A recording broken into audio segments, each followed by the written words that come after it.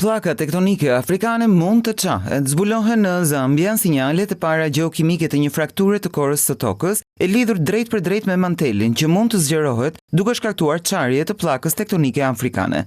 Ekspertët e Universitetit Oxford kanë analizuar gazrat që dalin në sipërfaqe të Rift Valley dhe nga përbërja kimike tregojnë se kanë lidhje direkte me mantelin toksor, pra 40 deri në 160 kilometra nën sipërfaqe. Kjo lidhje fluide është tregues se kufiri i pllakës është aktive si pasojë Rift Valley dhe Afrika Jugperëndimore mund të jenë në sinjalet e para të fragmentimit të Afrikës subsahariane. Rift Valley është pjesë e një sistemi që shtrihet për rreth 2500 km në mënyrë diagonale prej qendrës së kontinentit dhe mund të lidhet edhe me atë atlantike që është kufiri ku pllaka tektonike afrikane bashkohet me atë të Amerikës së Jugut. Gjithsesi, autorët e studimit thonë se procesi do të jetë i ngadalë dhe do të duhet miliona vite, ndërkohë shpjegojnë se fenomeni i nisur mund të shfrytëzohet si burim energjie i rëndësishëm veçanërisht në energji gjeotermike dhe gaz, hidrogjeni dhe helium, çka mund t'i jepë një impuls mjaft rëndësishëm ekonomive lokale.